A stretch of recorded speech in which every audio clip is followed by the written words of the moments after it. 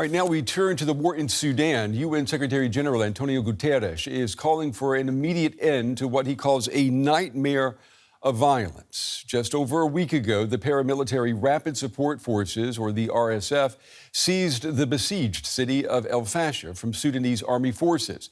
It's a major turning point in the war, cementing RSF control of the western Darfur region. Well, since then, terrible reports have come from El-Fasher, where the RSF is accused of mass killings and other atrocities. The war started back in April of 2023, but the conflict isn't just local. Several other countries are involved and influencing what happens. More than 2 years of brutal war in Sudan have created the world's biggest humanitarian crisis. Thousands have been killed and millions have been displaced. The war centres on two rival militaries and their fight for power. On the one side is the Rapid Support Forces, or RSF, led by Mohammed Hamdan Dagalo, also known as Hemedti. On the other side is the Sudanese Armed Forces, or SAF, led by El-Fasher Burhan. Once allies in their fight to overthrow Sudan's former government, they became enemies in the aftermath of the 2021 coup. El-Fasher Burhan is Sudan's de facto leader and represents Sudan on the global stage. Hemedti's RSF has its origins in the Janjaweed militia, which was accused of genocide and ethnic cleansing against the Darfur region's non-Arab population in the mid-2000s. It's history repeating, and it becomes worse every time a place is taken over by the other party. Over the past 2 years of fighting, both the RSF and the SAF have been accused of war crimes and atrocities. International backers are also alleged to be supplying weapons to the conflict. Multiple UN reports accuse the United Arab Emirates of providing weapons to the RSF, claims Abu Dhabi denies, and Sudan's armed forces have support from Egypt. While those are the two key players, there are plenty of others allegedly providing military support or with strategic interests in the conflict. They're being called on to put an end to the war. The one thing that is essential to stop the fighting is to make sure that no more weapons come into Sudan. Calls for a ceasefire have done nothing to stop the bloodshed, with both sides determined to claim victory and complete control of Sudan. Well, joining me here in the studio now is Sudan expert Shayna Lewis. Shayna is with the Atrocities Prevention Organization, PAEMA. Shayna, it's good to have you with us. So let's talk about what we're seeing happening right now. The testimonies that are coming out of the Darfur area are horrific. I mean, what are you hearing from the people who are fleeing El-Fasher? Yeah, thanks for having me, Brent. I spoke with Kamisa on Monday. Kamisa fled the genocide in El-Fasher and is now safely in Tawila. But she told me how they had to sleep in trenches in order to escape, and that the RSF took her 18-year-old son, and that she now no longer knows where he is. But she did see hundreds of children that were taken by the RSF. So make no mistake, these aren't just atrocities or war crimes. This is the next phase of the Darfur genocide. You say the next phase. Do we have any idea of what's happening to these kidnapped people? We have footage, self-recorded footage by the RSF, which shows the mass killings that are taking place. The RSF are taunting people on camera and then telling them that they are free to leave, and as they turn to walk away, shooting them dead in the back and leaving them in a ditch. So we have a lot of documentation of what is happening on the ground. The RSF now appears to be moving east from Darfur towards, is that Kordofan, is that correct? Yeah, the Kordofan region. What is the significance of that region strategically, and what might come if they take control of that region? Yeah, they're trying to cement control over the Kordofans at the moment. We have seen similar sieges to El-Fasher in South Kordofan, in Kadugli and Dillinj. In North Kordofan, there was a massacre only last week where hundreds of civilians were also killed by the RSF. So the RSF is attempting to cement their control over not just Darfur, but this other western region.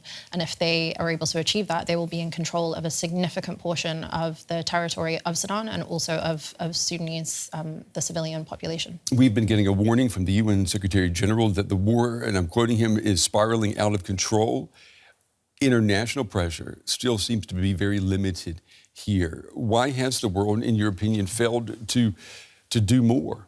It's funny that the Secretary General is now calling for action in Sudan when it's actually a failure at the very highest levels of the UN to show leadership. There have been warnings for over 2 years of the atrocities that were coming for the people of Sudan, and particularly for the population of El-Fasher, and the world has not done anything. It's not a lack of information that was flowing, it's a lack of political will. And it takes, in this moment, the international community to reflect on their responsibility and to act now. They need to urgently turn on the taps for humanitarian funding because those who are fleeing from this kind of violence are being met with no resources on the ground. You say so 2 years nothing has happened significantly. Do you put the blame right at the doorstep of the Secretary General of the UN? Absolutely. He published recommendations on the protection of civilians over a year ago, and they were the weakest set of recommendations I've seen. How do you explain that? Again, the lack of political will. The UN at the moment is not interested in actual action on Sudan. And until that changes, until there is commitment to pressuring the external backers and naming and shaming them, naming the UAE for their role in supporting and funding the RSF, but no global leader has stepped forward and actually recognized the role of the UAE publicly. The UN Security Council will meet today on Sudan. What do you expect to come out of that meeting, if anything? I did not know that the Security Council meeting today, in addition to their meeting last week. What we need is more than a resolution. It's the political will to actually implement things on the ground, particularly the humanitarian funding that needs to flow. But also, we should be talking about sanctions, and not just sanctions on senior RSF commanders, but also sanctions on the UAE for their role in perpetrating the genocide that is taking place on the ground. Is that a bit of wishful thinking on your part to see sanctions against the UAE, considering the geopolitical reality right now? Absolutely, but I think we have to be ambitious and push our global leaders into action, because without advocates doing that work, they will go for the lowest ambition option that is on the table. There is growing talk of Sudan being effectively partitioned. What do you make of that? It's a reality that none of us want to see for Sudan, but it looks increasingly likely, with two very clear areas of control between the RSF and SAF. If the RSF is able to secure the Kordofan region, then it looks increasingly likely. However, we do still have to push towards a nationwide ceasefire, because the territorial unity of Sudan should not be up for negotiation. Shayna Lewis with PAEMA. Shayna, it's good to have you in the studio. We appreciate you taking the time to help us shed light on a story that, for many, has been underreported. Thank you. Thanks for having me. And let's bring in Sudan analyst El-Bashir Idris, who's joining us now from Cardiff.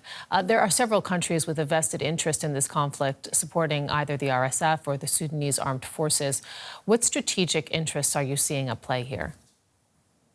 Well, given Sudan's geostrategic placement within the world, especially right on the border, on the corridor with the Red Sea, it would serve as a very strategic point for many different nations to having that access to the Red Sea, especially for global supply routes there. And Russia is one of those nations that wishes to have a port, a naval base, actually, within the Port Sudan area on the Red Sea, as it would have access to warm seaports and make it a lot easier for its global supply routes. But also on the other side, near Darfur, where the massacre and genocide has been happening for the past 20 years, that chain across the Sahel belts going through the Sahara is also of a geostrategic interest. And it was over the past few years that those Sahel states saw multiple coups by army and military personnel. And so capturing that as well would provide a clear corridor all the way from the Red Sea, moving, stretching through the Sahel belts, but also to the other side of Africa.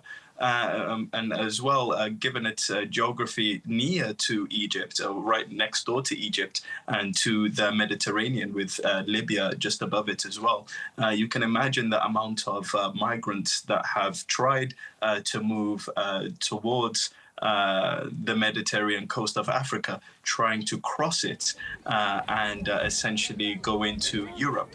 And because of that, it's also seen as a key hub for human trafficking and sex trafficking. And many of those that do cross within Sudan who have been captured by militias are then sold off into human slave markets within Libya.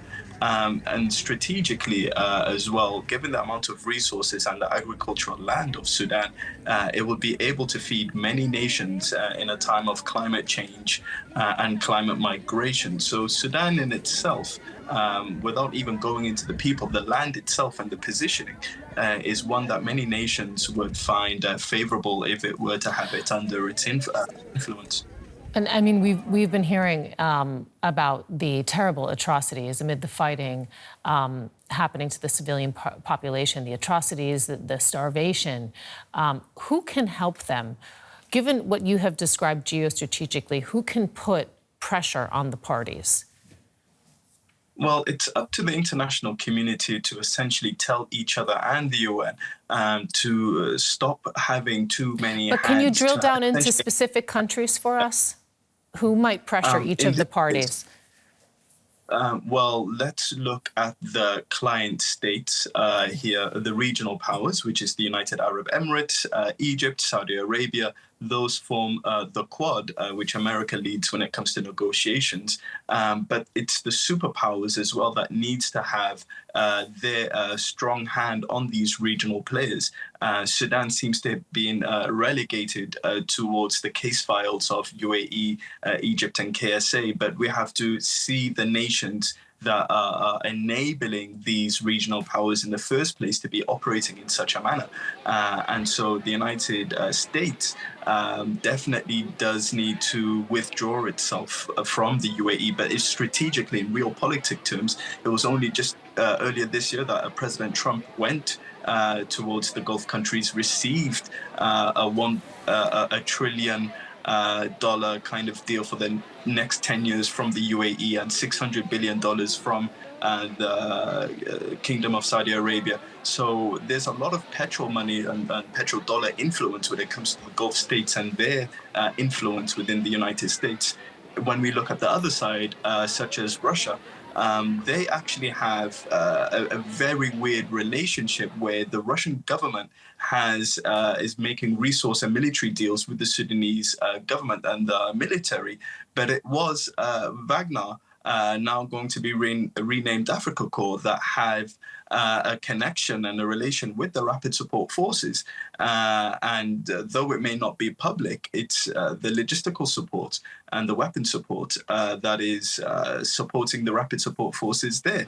And so it's a weird dynamic on how you can see a superpower essentially having two hands on two different strings, on two different puppets here, playing both sides. And as well with China and their influence and previous history with the Sudanese government. But as you have shown earlier, there is Iran involved, Turkey, then you have Chad, South Sudan, and all these other countries regionally. So there is essentially a quagmire here. Some would say this is a world war inside Sudan. I mean, we saw in our report that there are atrocities being committed by both sides. But, you know, there have been especially brutal reports of the RSF deliberately targeting and killing civilians. Can you give us a sense, why are they doing this? What are they trying to achieve? And well, essentially, it's quite clear that they do not have any repercussions, nor feel like they will be held to account. And it's only just last month that Al-Fasher of the Janjaweed massacres and Darfur genocide of last year was prosecuted in the ICC. They don't believe in the terms of law and justice in courts, so they think they can do this and get away with it with no accountability.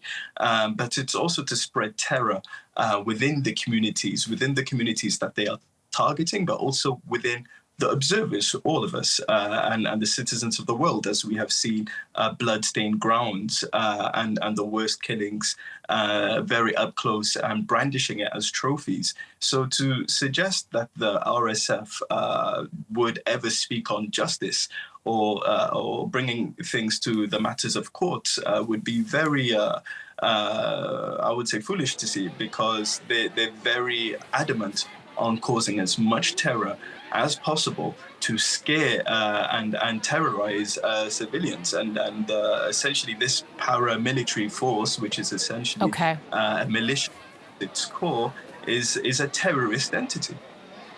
Sudan analyst and human rights advocate El-Bashir Idris, we have to leave it there, but we want to thank you so much for joining us to put this all into the bigger context for us and share your insights. We appreciate it. Thank you.